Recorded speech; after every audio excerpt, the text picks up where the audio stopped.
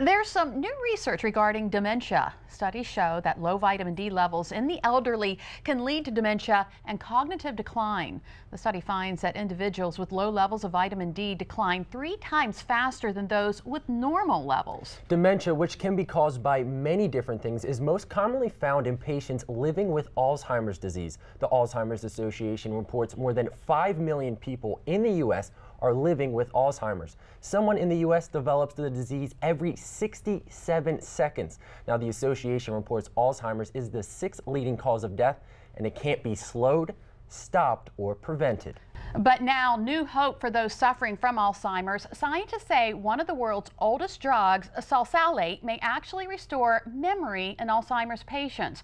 Research suggests the drug, which comes from the same family as aspirin, can prevent toxic protein buildup and reverse damage. Salsalate was typically used to treat inflammatory conditions, but has largely been replaced by more modern drugs. So far, results have only been seen in mice, but scientists believe human trials might be next and soon because they already know salsalate is safe. Now, Alzheimer's charities call this discovery promising, and it's not just Alzheimer's. The drug is also being looked at as a possible treatment for diabetes. Yeah, well, we certainly have made strides when it comes to Alzheimer's information, but there is still so much more to do. And joining us today to tell us more about what one group is doing here on Delmarva is Katie Macklin, the Executive Director, Delaware, of the Delaware Valley Chapter of the Alzheimer's Association. Katie, thanks for coming in today. Thank you so much for having me. So we just heard about all new kinds of research. Does this mean we are any closer to a cure?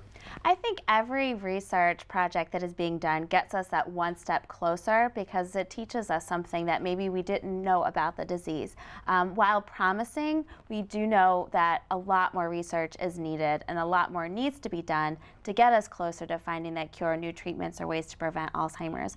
Alzheimer's disease, as you mentioned, is the 6th leading cause of death in our country and the only cause of death in the top 10 that cannot be slowed, prevented, or even cured. So we are at a critical point right now in the fight against Alzheimer's, and research plays a significant role in that, in getting us closer to finding that cure. So why has it taken so long to, not find a cure or even an effective treatment? I think part of that has to do with awareness and the stigma of the disease. We have made some significant strides in the past couple of years in really enhancing and increasing awareness of Alzheimer's in our community, as well as with our members of Congress. Our members of Congress play a critical role in determining the funding levels for Alzheimer's and for research at the NIH. And Alzheimer's disease research has been woefully underfunded in the past. And so a big part of what we do at the Alzheimer's Association is advocating for more funding for Alzheimer's disease research within the federal government. And so I think as we advocate, as we are using our voices to advocate for more funding, we'll bring awareness not only to our members of Congress, but also to our community, come together to fight this disease. And I think all of that coming together, more awareness will bring us closer. Yeah, you guys do so much. I want to talk about that more in just a second. But I hear Alzheimer's and dementia mentioned together frequently, but they're not the same thing. Correct. Right? Can you explain the differences? Yeah, so dementia really is an umbrella term used to describe a group of brain disorders, and Alzheimer's disease is just one form of dementia, albeit the most common form, and accounts for about 70% of the cases. Alzheimer's is a disease that affects the brain and affects a person's memory, behaviors, and thinking abilities. It is not a normal part of aging, and is significant enough to interfere with one's daily life at home, at work, as well as it affects their lifelong hobbies and interests. Oh, okay. So Alzheimer's doesn't just affect the person who has it, it also affects the people around them, their families. Absolutely. Alzheimer's disease exacts a significant financial, physical, and emotional toll on families, friends, really on entire communities. And that's nothing compared to the human cost of Alzheimer's, watching your loved ones slowly pass away or slowly lose themselves due to this disease. We refer to Alzheimer's as the ultimate thief, the thief of independence, the thief of memories, and ultimately the thief of life. It robs spouses of their lifetime companions and children of their parents and grandparents.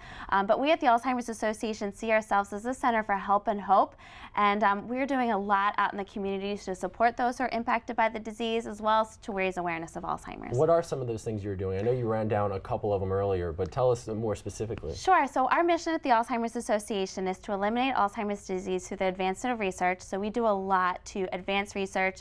We are the largest private funder of Alzheimer's disease research. And we fund promising research projects every year here in the United States as well as worldwide. And in the state of Delaware, we just recently awarded a $100,000 research grant to Dr. Michael Gitcho at Delaware State University for his research in Alzheimer's disease.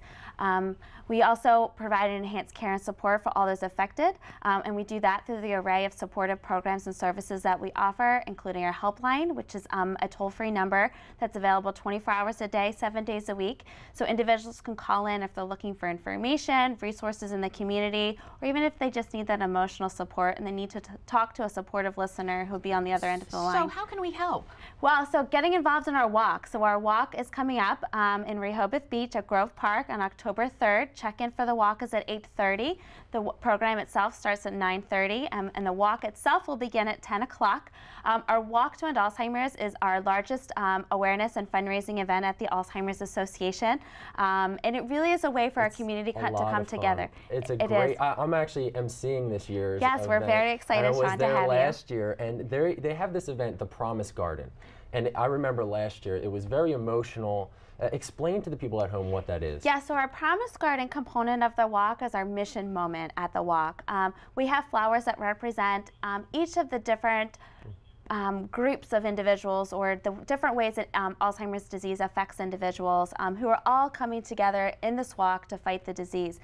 We have blue flowers, which represent individuals living with Alzheimer's, yellow flowers, which represent caregivers, purple flowers, which represent people who have lost a loved one to Alzheimer's, and orange flowers that represent advocates. And coming together, we create this beautiful garden, this Promise Garden, and you know, it just really does, it's so impactful to see all these people coming together again to fight Alzheimer's. And $130,000 is your goal for this year? Correct, yes, $130,000, and the money that we raised at the Walk to End Alzheimer's supports critically needed Alzheimer's disease research, as well as our programs and services that we offer to support those in our community. Thank you so much. Katie, thank you so much. Thank you so much. You know, if you would like to read more information about the Walk to End Alzheimer's or the Alzheimer's Association, visit our website, wboc.com, and click on our picture at the top of the page.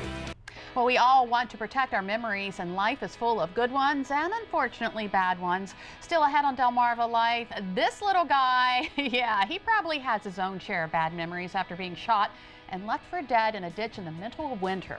But now he's busy making only good memories. We'll have the story of Longshot and why his ordeal makes him a Delmarva treasure. Plus, meet these adorable girls and boys in today's Pet Connect. See if you spot your four-legged soulmate. But first, we just learned how to help those living with Alzheimer's. Dr. Oz has more on how we can help our aging loved ones. Hi, I'm Dr. Oz. We all want what's best for our aging loved ones, but oftentimes they can be resistant to accepting care. Here's how to help them with the changes. Describe the care in a positive way and explain how it may be actually prolonging their independence. And instead of pushing your loved one into a final decision, suggest a trial run.